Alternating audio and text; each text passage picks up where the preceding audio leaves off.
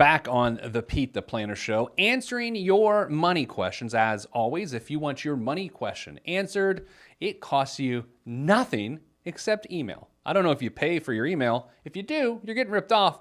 Email me, askpete@petetheplanner.com. Askpete@petetheplanner.com. This next question came directly from the email inbox. It was such a good question. It became this week's USA Today column that I wrote, and you can read in several other papers. I don't even know the names of the papers. I'm gonna be honest. I don't know if this seems rude or like I'm trying to be cool that I don't. There are several of them. I know the Indianapolis Star is involved. The Bergen Record, maybe. Thanks for reading. All right, this question, I'm not going to give the guy's name, but I believe he is in South Carolina. Okay? Pete, I always like by the way, I'm breaking from the email. I always like the first sentence of an email. It tells me what the person is thinking. I mean, outside of the copious amounts of compliments that are extended my way. Are you ready, Nicole, for the very first sentence that lets me know a lot what's happening here? I am. Pete, my wife doesn't work outside the home, period. Oh. Do you see where this is going? That escalated quickly. It does. But you know what? It does. The next sentence tells us a little bit more about that. Let's dive in. You know. I'm 75 years of age. She is 65. Second marriage for each of us. Also interesting to note, I appreciate it. It actually helps me. I enjoy my work, but would like to be able to retire and have that choice. I earn between $300,000 and $400,000 in commission-only sales per year. And he's not retired? We have adequate insurance to cover our debt in case of my death. We have about $400,000 in debt, mostly in a home equity loan with mostly interest-only monthly payments. Do you understand? So basically where we've got so far, catching everybody up, they own their home outright, but then took out a home equity loan of $400,000 and aren't paying back the principal. They're just paying the interest on that loan. Our net worth, which is mostly in stocks and income-producing real estate, is about $2 million. So what is our problem? No budget ever. We need about $15,000 per month before taxes just to maintain our lifestyle. We really do not know what all our actual expenses are, and it is solely up to me to cover these expenses. And it concerns me greatly that if my health were to deteriorate and I could not work, how we could maintain our lifestyle without divesting of our assets. Neither my wife or I are very frugal, and that is why we need help and do not know where to start. My wife does not seem too concerned and probably will not be as long as I continue to provide sufficient funds to maintain her and my lifestyle. Any suggestions as to where to start? And then the person's name. So, as I said before the break, this is a perfect example of someone with means with no stability. Yes. Right? That's why money and stability, copious amounts of money and stability, are very different concepts. As I shared with this gentleman, Southern gentleman, in my email back to him, he believed the lie. The great American retirement lie is you can retire when you have a lot of money. And that's just not true, because by almost anyone's standard, this person not only has a lot of money, but has access to a lot more money than that on a regular basis. Right.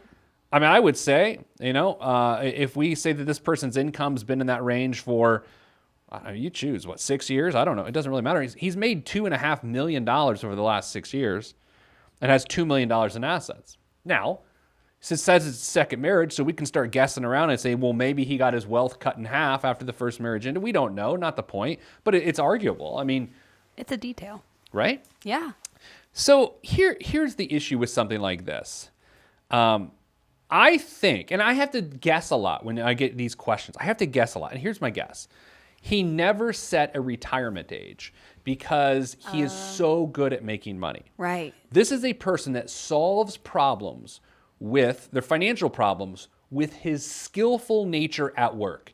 He is a very successful salesperson. However, Being successful at your job, which even generates copious amounts of money, does not make you a financial success. They are very different concepts.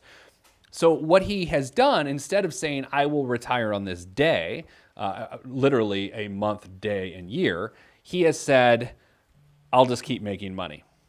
You know?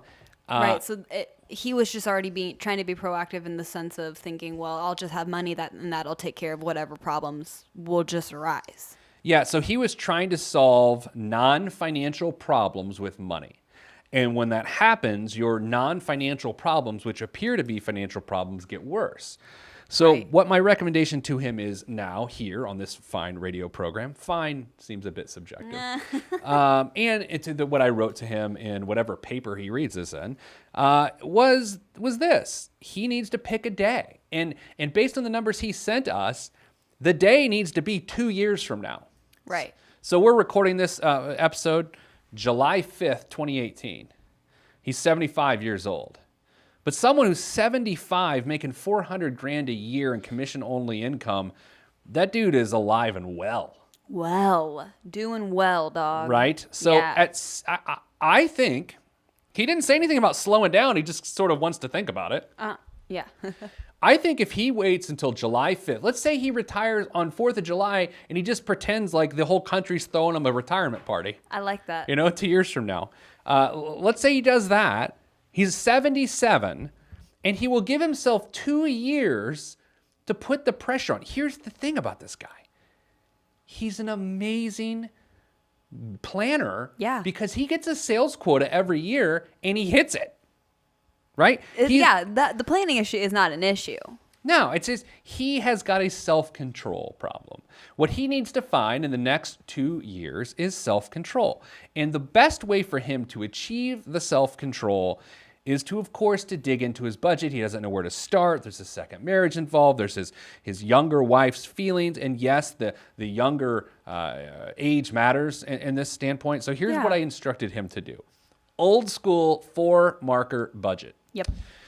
He has to grab 4 markers, 4 different colors, and he needs to grab his bank statements. And what he needs to do is that with the 1 marker, he needs to figure out, did he start the month with more money or did he end the month with more money? Is he having a surplus or a shortage, right? Is he spending more than he makes or making more than he spends? So he needs to establish that he is surplusing money every month, and he needs to do that for 24 months in a row.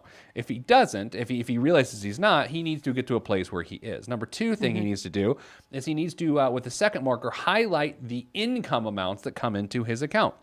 He's also 75, Nicole, which means he's already getting Social Security, which means that freaks me out because he's already increased his lifestyle by the increased income of Social Security, which is going to make this even harder. But he also has to understand when he highlights his income each month that that number will be coming down 24 months from now. Number 3, he needs, this is the tough one. Yeah. There's 2 hard ones to go. The third marker, he needs to highlight all of his fixed living expenses. Interest-only payment on the mortgage, cars, all these sorts of things.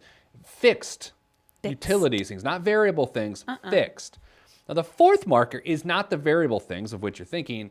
More importantly, it is the one category of spending which occurs the most frequently. Find the category that you spend the most money on and then highlight all of those expenditures. Not the most money, I should say, with the most frequency. Yes. Right? I mean, I don't care if he spends the most money in it, but if he goes to CVS or Walgreens every day, that's 30 expenditures. So that's what we want highlighted. And where he needs to get to work is understanding his habits and his frequency within those. If he digs into that, I mean, he has a chance. Now, I do believe it's tough to teach an old dog new tricks. But he has a shot because he is good at making money and he just needs ends to meet. Coming up after the break, we're going to talk about where a person should retire. That is next on the Pete the Planner Show. I am Pete the Planner.